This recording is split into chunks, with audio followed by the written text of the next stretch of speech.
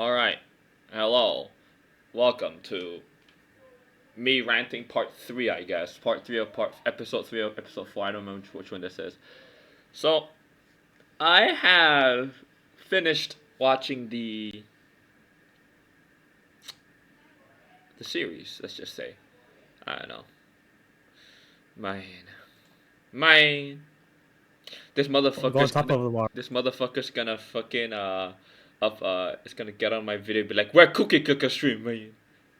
Yeah, I am. I already It's told it's you. it's literally just gonna be a video about me talking about why this series is fuck. I already said what I'm going to do, and you're like ranting about that already. He's just gonna put day 3,556 where cookie clicker stream. Like, the only reason why I didn't do it to the video with you and your girlfriend playing Astroneer is because, let me be fair, you know, Yeah. I'm a kind gentleman, I don't get in Mine. between personal love affairs. Mine.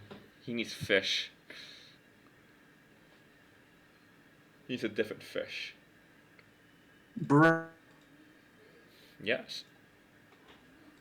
All right. What was I saying? Oh yeah. So it's like any fucking anime. It's 12 episodes long. Uh, Most of the people working on this have worked on Evangelion or parts of it, not fully. The newer Evangelion, like 3.0 or like 3.0 plus 1, and whatever the fuck they call it now. I don't give a fuck, man. Like, EVA? EVA is already so fucky with the multiple things. So, and they're trying to put that into this. And it's just impossible. Like, why? What's the point of doing everything? I think the last episode released like 2 weeks ago, last week. I just finally got to like watching it. So if anyone who's a Gundam fan have watched this series, in your opinion, which one do you think is better, Mercury or this? Remember, Mercury stopped because of this. Episode 1, 2, and 3. Granted, there are bits of the other things in, like, it shows a time skip between 85 and the 1 year war. But the thing is, if you watch the movie, episode 1, 2, and 3, 80%, 70 to 80% of the movie is episode 1, 2, and 3. Granted, two and three actually. Granted, they literally do that. Oh, they go back in time to the context of the story, but if you watch the movie, there's no needed context because the movie's called The Beginning. Oh, I probably have to replace this. I might replace this picture, but at the same time, not really because it's no point in getting a new one. But it's kind of no point, since if you, I think even if you are an EVA fan, you would not, and knowing that the people on that worked on EVA, like other stuff, including the design, I don't think you even want to watch this because like it's not EVA and it's not Gundam. It's its own thing. So it's just that.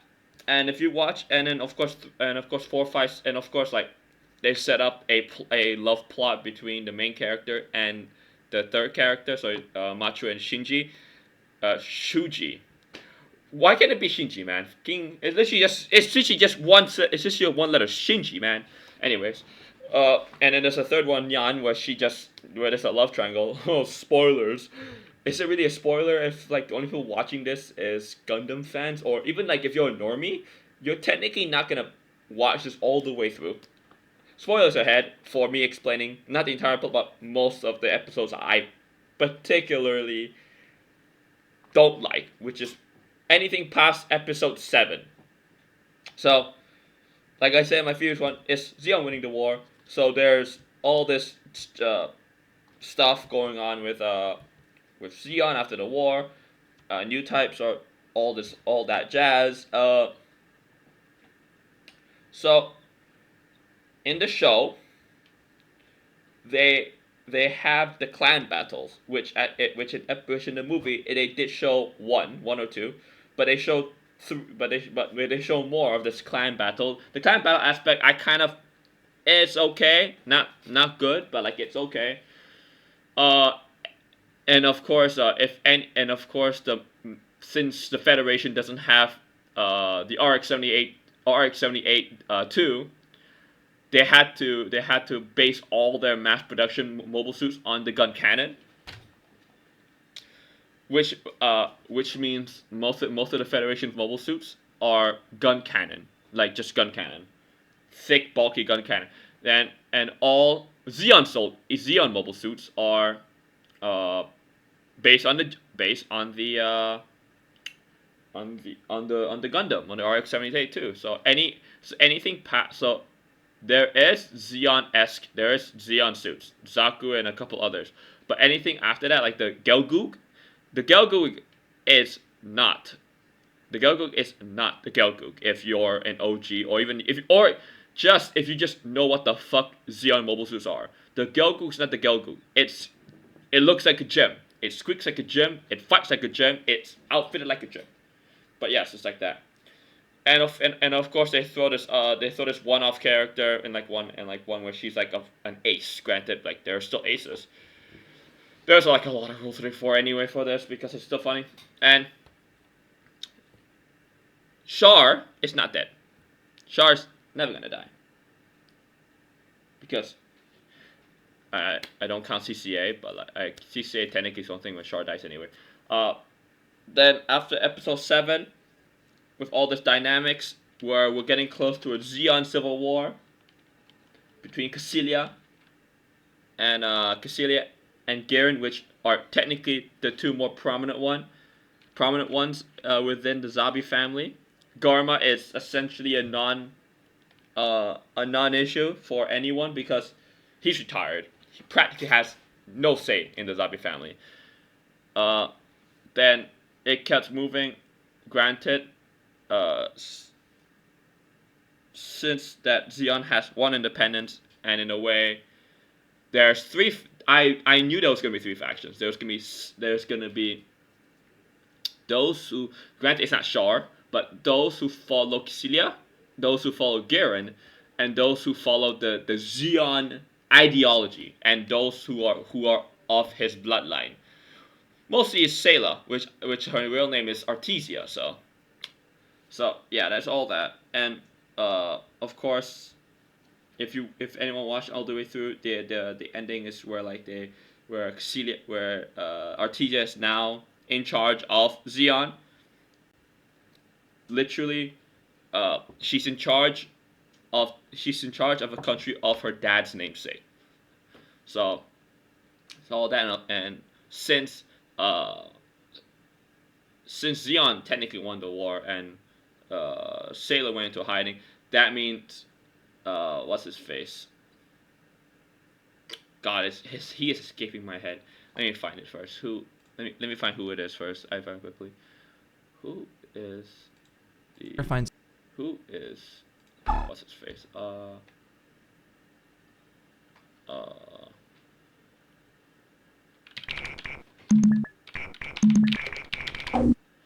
let's see.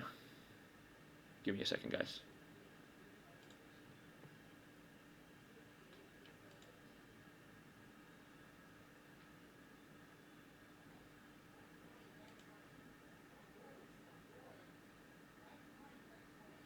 What is she even? Hmm.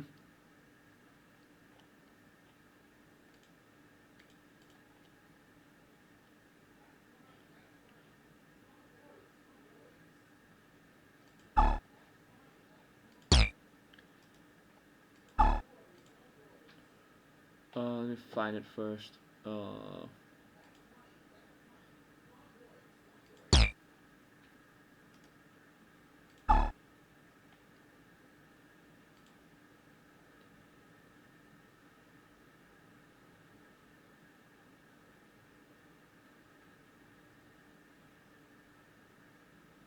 It's not Karn.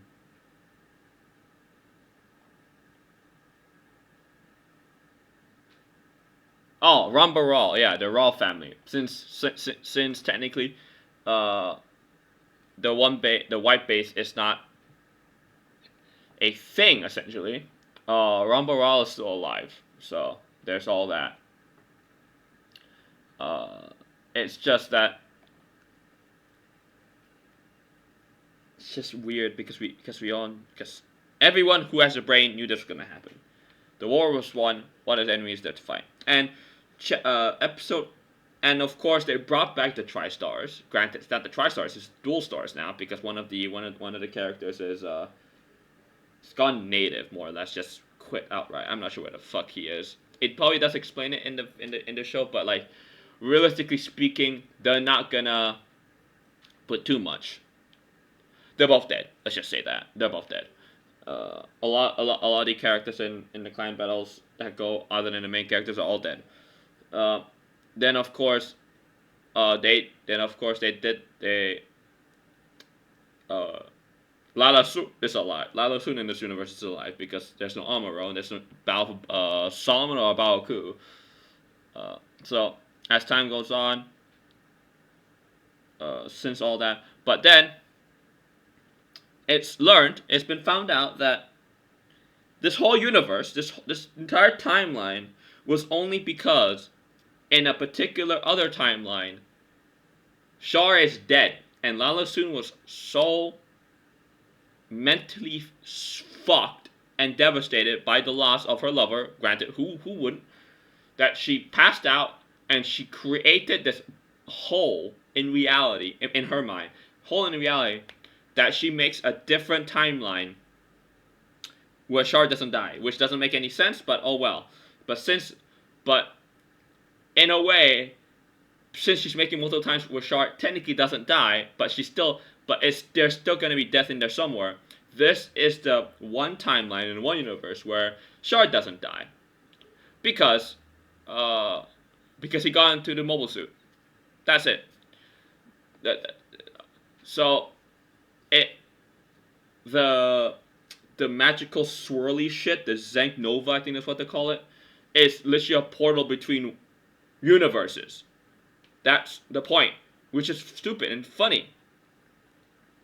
Then they found the mobile armor. They're like, wait, that shouldn't exist because it really shouldn't. Since after the mobile suit, the only mobile armor that Xeon actually made fit like really is the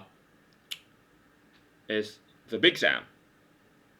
Then they had this massive fuck off like new type weapon where they can open portals. So in episode 11 in the final battle, like the battle where's the Xeon Civil War is against where it's against Garen's forces and Cassilia's forces, which we know is gonna happen. One of the characters, Nyan, literally literally used a weapon so fucking devastating that it uses new type heads, new type powers. It opens a portal to transport or just physically destroy a Baoku and everything in it. And literally, not like almost like all of Garen's supporters and everything. They're all dead because of that.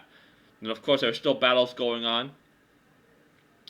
And now it took them until episode 12. I'm just skipping, but if I'm skipping, but like I feel like you actually have to like kind of you guys will technically skip if you guys watch this anyway.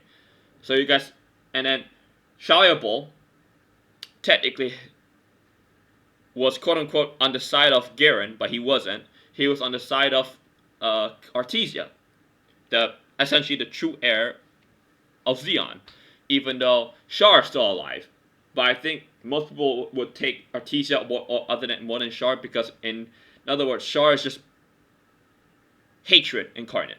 That's it, full of hatred, and they want to do all of this. Yeah.